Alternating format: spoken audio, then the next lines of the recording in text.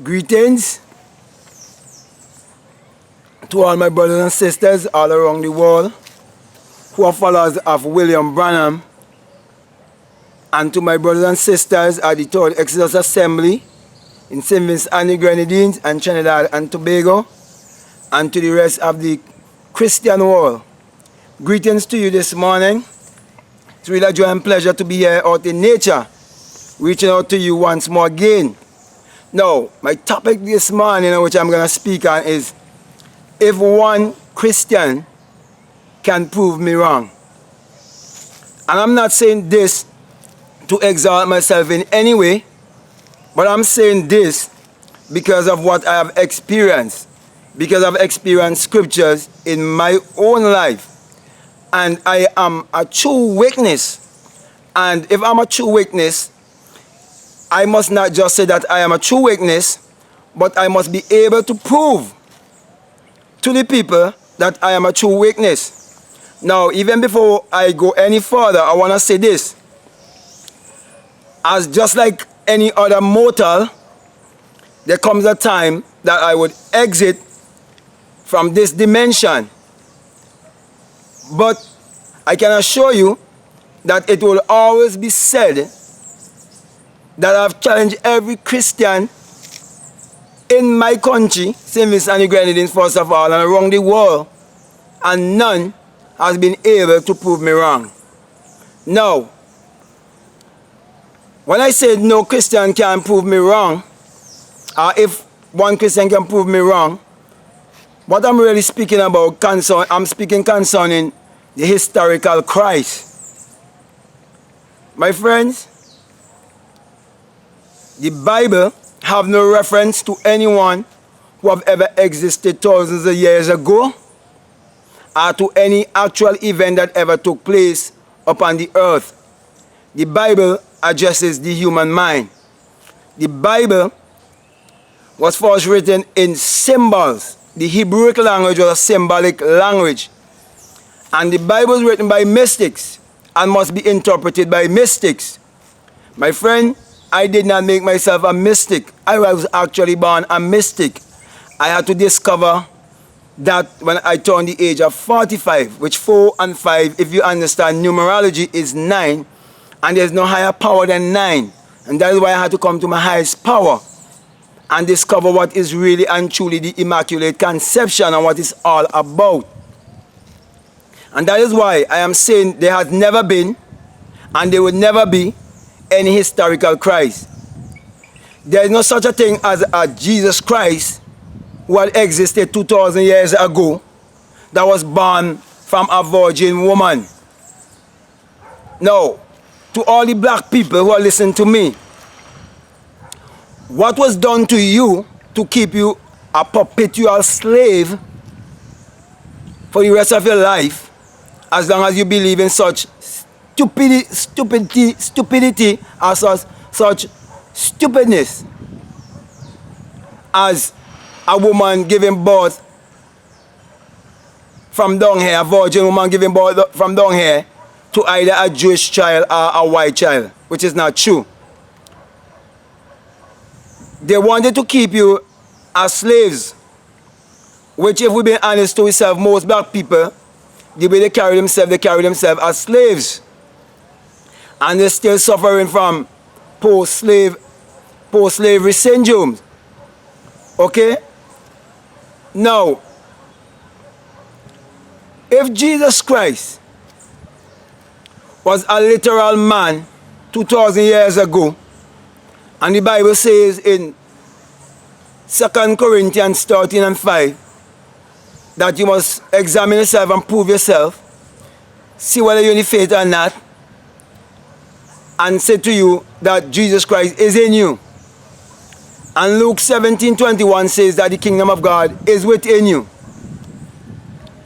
And Matthew 6:33 says that seek ye first the kingdom, and all these other things are the secret of creation would be revealed to you.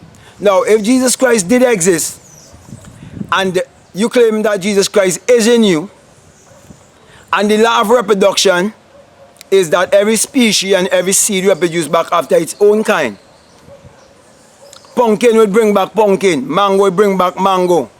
A human will bring back a human. An animal will bring back an animal, and so on. You get the picture? If that is so, and you have that life of that Christ that did exist 2,000 years ago, my friends, don't fool yourself. You have to do the same work.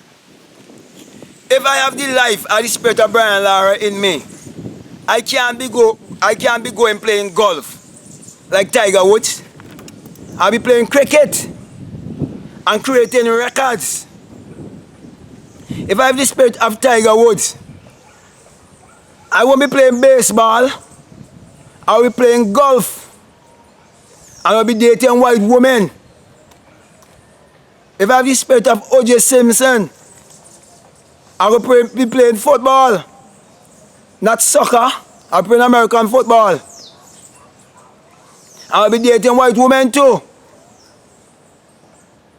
So just to get my point across, there has never been any historical Christ.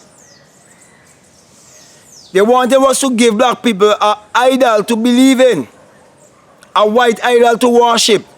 So in order to get us to worship something outside of our own selves, or to bow down to an idol, and to look up to the white man as God, when we was little children growing up, they had us in school singing all of these Jesus songs.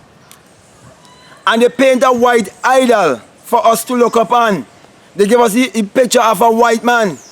But my friends, when I had my experience, when I had my Moses experience, the man that came out that pillar of fire was a black man.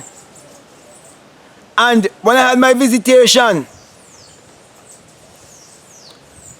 from another galaxy, a being from another galaxy came to me and opened up my third eye. When that took place, and I behold the being was a black man with a mark right under his eye. And there and then, my intelligence start increasing. I start getting I start getting all these experiences when I wake up in the morning. A certain intelligence will take me over in the morning and tell me to do certain things, and then it will point me back in the Bible and show me these things are right there in the Bible. That's how I come to discover the meaning of the true star of David. And that's how I come to discover all of these things that I'm discovering. And everything that I'm doing here, it was all shown to me in a dream. But this whole journey, I started about when I was around 17 years of age, when I was given the rainbow.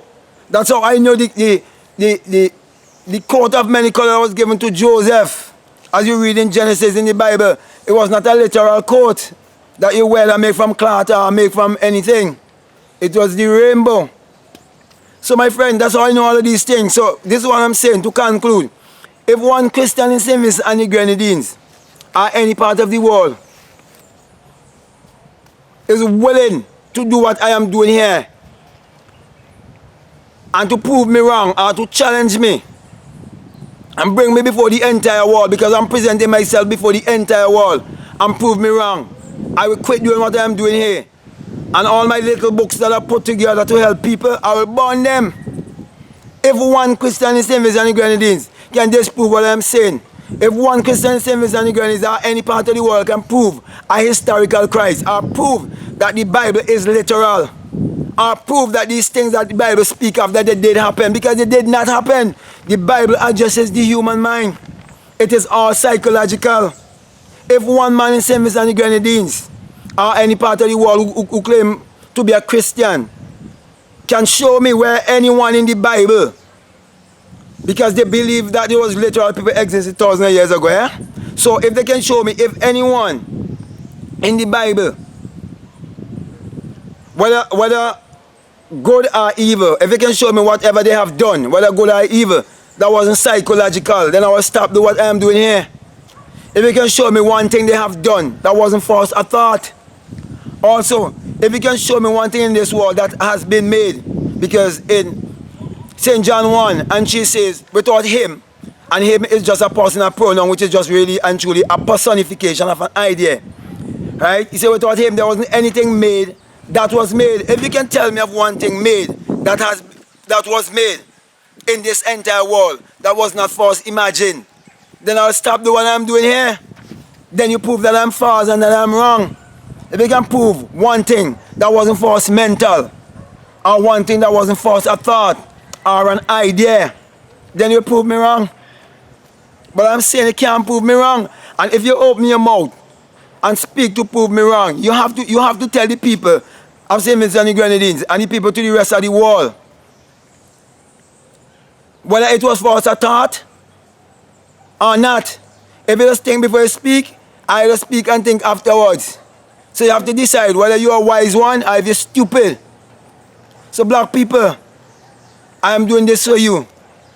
It is time for us to quit this church foolishness and look within ourselves and stop worshipping idol and stop bowing to the white man and start to use our imagination and use it the right way, in the way that we were supposed to believe in ourselves, and in the way we were supposed to use the power that was given to us, which is our own human imagination, which is our own creative power to create our own reality for our own self and to change our circumstances and to better ourselves. Because the Bible is a magical book. It's a book that was given for us to know the biography of our own life.